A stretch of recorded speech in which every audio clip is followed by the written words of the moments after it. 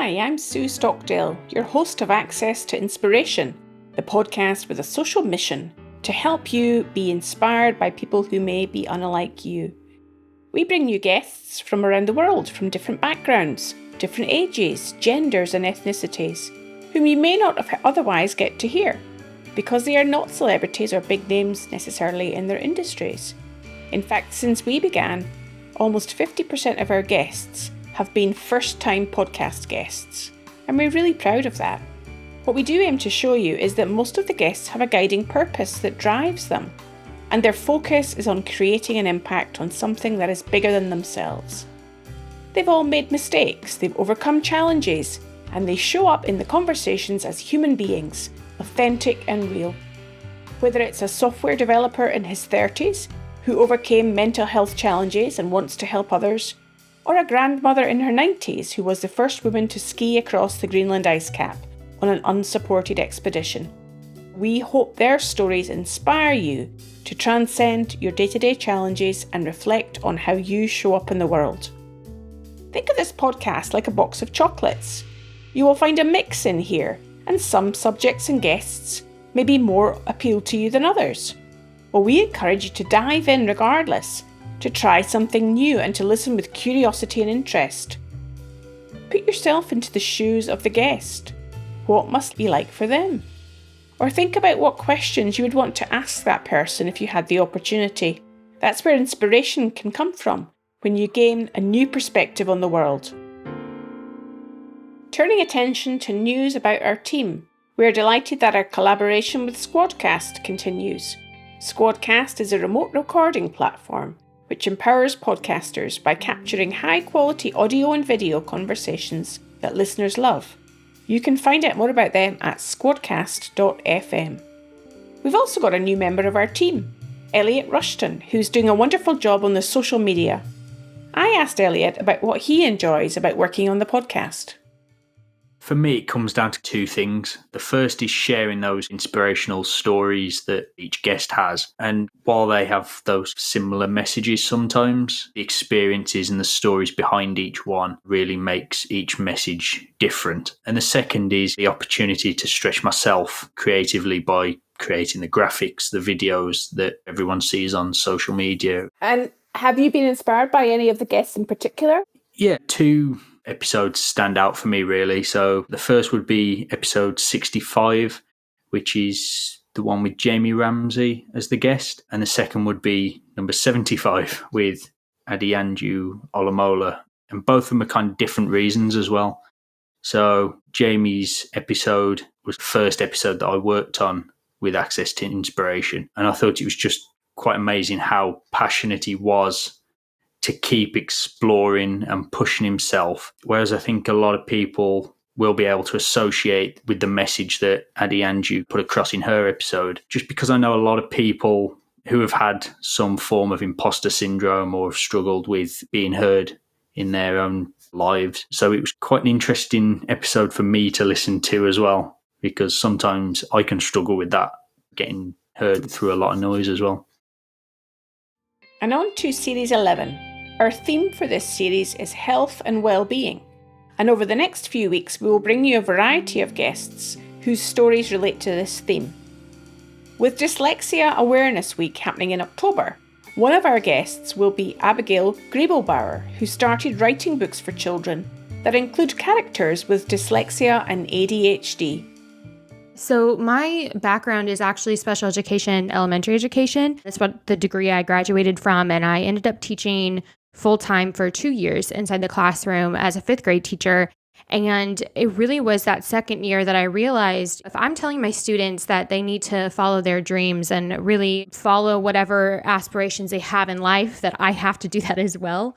The reason behind creating the children's book was because I didn't see the representation in the children's book. And so I thought that that was the perfect way of allowing this conversation to start at a young age. Because I think it's really important for kids who are younger to know what dyslexia is and know what ADHD is, because if they see themselves in these characters, they can go home and they can ask, like, what is dyslexia? Like, and talk about it with their parents. and then potentially even get a diagnosis in the future to something that they relate to in the book.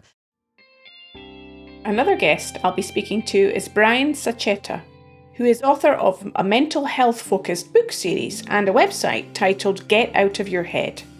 Brian's not a therapist or a psychologist, but a software developer who applied problem-solving approaches that he had learned from work to manage his anxiety and mental health issues.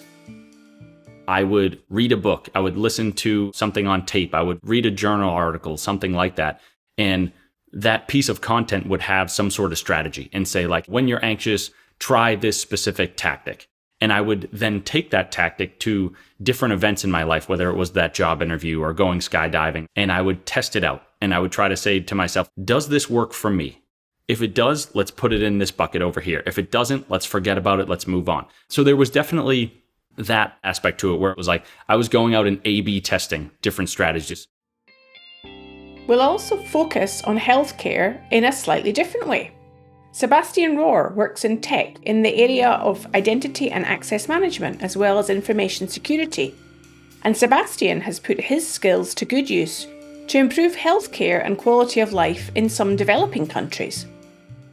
The last one was a trip to Pakistan. One of the largest communities on earth is like 270 million citizens right now. The projections say that there's going to be 350 million Pakistani within the decade. So the growth rate is really important. And as Pakistan suffers from one of the lowest child registration rates in the world, it is super duper important for them to have a working scheme so that every child gets registered, every child gets their birth certificate, so that every child gets school education, that they get healthcare and everything. And that was a project I did with UNICEF. And I'm pretty proud that I was able to contribute my share there. And that is definitely impact. That is, for me, something where I can put my knowledge and my capabilities to work and actually help millions of people where it is really, really necessary.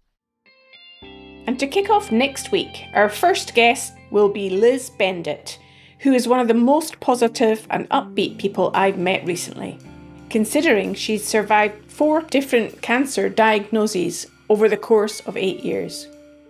My kids have had such a unique experience growing up with a mom that is sometimes really sick.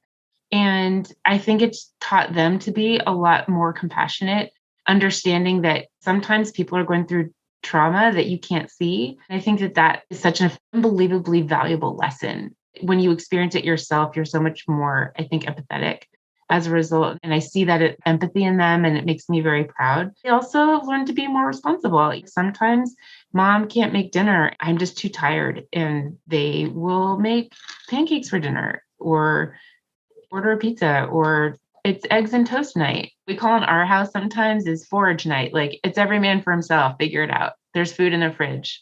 And we started that when they were young. I mean, I want to say maybe when they were 8 and 10, like that kind of idea that maybe they need to help pitch in because things were in a weird space right now and it's not business as usual. And also, right as a mother, has showed me what my kids can do.